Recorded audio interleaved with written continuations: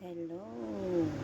Magluluto tayo ng shrimp at saka egg na may onion. Tatlong ingredients lang yan, guys. Yung mga walang pang-ulam dyan, panoorin nyo. Yan lang kasimpleng luto. Unahin natin prituhin ang sibuyas.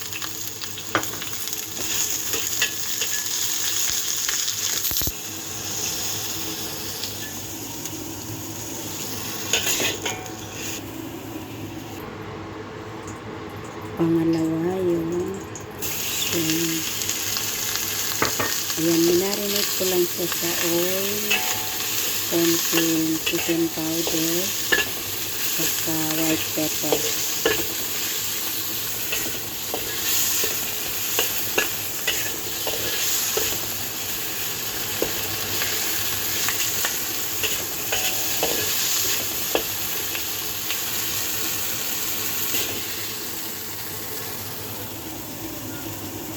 Paghaluin natin.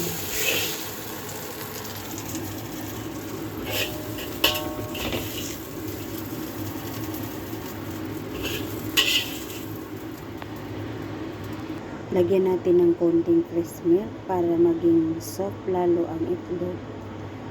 Konti lang kasi may fresh milk ako. Alternative lang yan, guys. Yung milk. Yung gusto lang maglagay.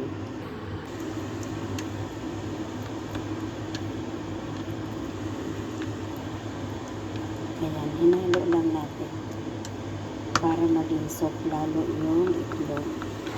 Ilagay na natin, guys. Ayan, diba ang ganda?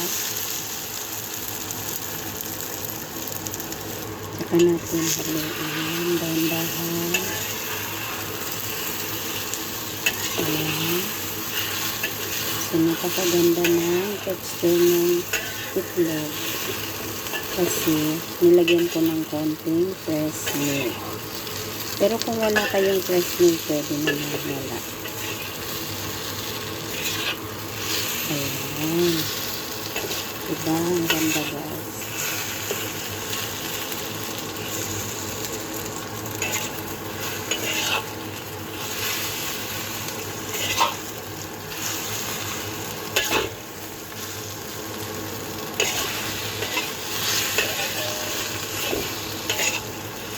Maraming sibuyas yan kasi mahilig dito sa sibuyas.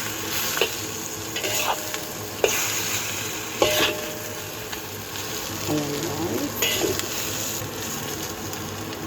Napakabilis lutuin.